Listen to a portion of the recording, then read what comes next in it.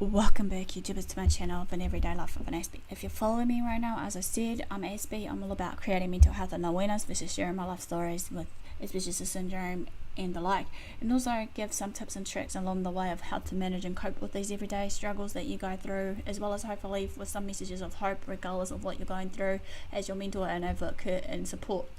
Right now, as you are aware, basically I'm hoping to do some more of these mental health awareness series versus some other bits and pieces, but hopefully some other bits will come in later on, as well as some of the fun things as promised to you guys.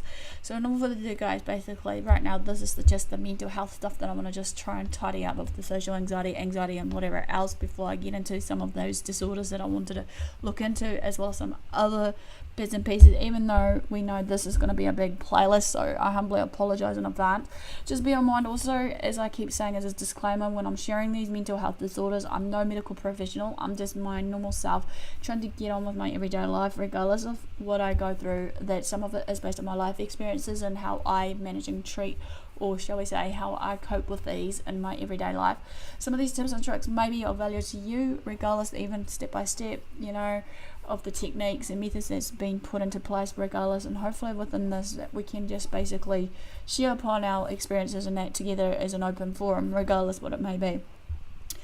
Just to bear in mind also, as a disclaimer though, I don't forever condone self-harm or anything of that matter. I just wish for you guys to be in good health, and also if you see any classic signs and symptoms of any of these mental health disorders that I share about or what have you, please seek professional help or second opinion with someone that you know and care about. So in order to do, guys, basically I'm talking about how to overcome social anxiety. This is broken down to 6 parts. As I said before, these will be broken down bit by bit, step by step, and hopefully within this, some of this will be of help to you or someone you know. So feel free to share these along if you feel it's not right for you or whatever. But just to bear in mind before I begin this, basically we were talking about part 1, recognizing social anxiety, which covered obviously the parts of number 1, understand your symptoms of social anxiety, number 2, understand physical symptoms, number 3, learn to recognize your triggers. So in order to do this is part 2. Let's begin this, and hopefully you're enjoying your day, and feel free, like I said, to tag along, and hopefully maybe while you're tagging along with me, maybe to comment below of any other techniques or tricks that may help you or someone that you know. So number 1, face your fears. As we know, basically, as I said before, many people who suffer from certain mental health disorders may tend to want to isolate themselves for whatever reason. I know sometimes many people may balance up saying this is a good thing, this is a bad thing. I'm a bit on a lenient way right now on that. I'm in the middle. Yes, it can be a bad thing in some ways for us to just avoid the situation, but then if we avoid the situation or whatever we're facing, it causes more problems along the way. Regardless of that, I'm sure that when we tend to go through our everyday struggles, that hopefully we can find the right help and support from people of who we can trust, so to speak, so that hopefully within that many people will just understand us. But in a way of this, facing your fears, of number 1, of tackling your fears with using a list method, as I said before, they tend to rather, avoid their fears rather than facing up to them. Some of them will just curl up in a ball, just think that it's okay just to do what they can. Although this may help to a degree to alleviate some of the social anxiety into the short term, but it can actually affect or make the anxiety worse in the long term. Facing your fears is always difficult and requires a lot of bravery and determination, but if you want to cure your anxiety, or shall we say manage your anxiety, it is something you must do, obviously, by facing your fears and conquer them head on. And as I said before, sometimes for me also in this part, what I'm sharing is also I do self-affirmations, saying to myself, I am better than this social anxiety or whatever I'm facing that day, be it my panic attacks and whatever else I go through in life. I say to myself, I am a conqueror, I am stronger than this, I can do this, trying not to put myself down. I know many people may tend to think, talking yourself down may build yourself up again, but I find it just differs from every person to person. So, number 2 though, let's start this again. Write a list of situations that may trigger social anxiety. As I said before previously on number 1, we need to know when we identify these triggers, we need to write them down straight away, obviously. Then we can obviously, when we list them, we can arrange them from the least threatening to the most threatening. At the bottom of the list might be making eye contact while speaking in the middle of maybe asking a stranger for directions. The top of the list might be asking someone to a dinner date or singing in a karaoke or what have you.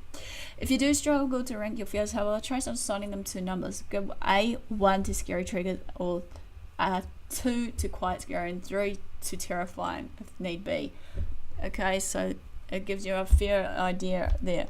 Last but not least, 3, start tackling your list. Yes, you got that right. Even though we all have goals and visions and dreams and whatever, even though we need to aim high and whatever else, but my suggestion here is when you make a goal though, just to tackle one list item every week. You don't need to rush it here, there on the spot, however, because obviously it can be so overwhelming. Believe you me, I've done it once before based on my experiences. Start with the items you gave a number 1 rating and work your way up the list.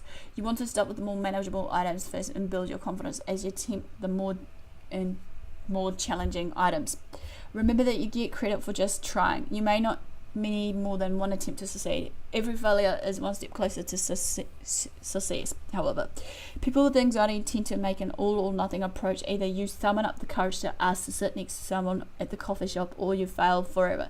If you did not do it today, however, try again tomorrow or next week. Just keep doing it, and I'm sure you're guaranteed that you'll have that courage to do what you want to aim for. You may have to break down some big goals into little goals. What I'm saying here, for a classic example, if you're finding it difficult asking to ask to sit next to someone at the coffee shop, you may need to find a smaller related goal. However, maybe a smaller stranger at the coffee shop, or sit kind of close to a stranger. For some people, it may even go in the cafe at all. Start with more easily reached goals. It may be too daunting to even start at 1. It is better to gain confidence through baby steps than try to bite off more than you can chew at once. Treat the list as cumulative. If you start feeling stressed or anxious, then however, take a short break before moving on to the next one. It's okay to reevaluate your goals once in a while and move at your own pace. There's no race of this, however, we need to just do it as slowly as possible, because obviously as we do it slowly enough, obviously we can see there is some success or progress along the way. So in order to do, guys, basically this ends basically number 2 or part 2 of how to overcome social anxiety. Give me a like for thumbs up for support. Comment below if I've missed out anything, or feel free to engage with me or others by just giving out how you cope with these things. Feel free to follow me on my social media sites, especially some new ones that's coming to effect as of hopefully these few weeks that I'm sharing, because like I said, I'm hoping to try and do as many social media so you can contact me if need be, either through Facebook, AspieAnswersAll, or through YouTube, or somewhere else that you may feel safe with. So in order to do, guys, basically also, if you haven't done so already, like I said, I'm hoping to see if I can upload twice a week if I can, depending on my schedule. But if you haven't subscribed to me as yet, feel free to do so, and maybe put the notification bell on so that you know when I'm uploading a bit more or whatever it may be. Feel free to share these videos around, as I said, because obviously this needs to be dealt with regardless of all these everyday situations. So do what you love what you do. Thanks for watching, thanks for support. Aspie signing out, and I'll see you again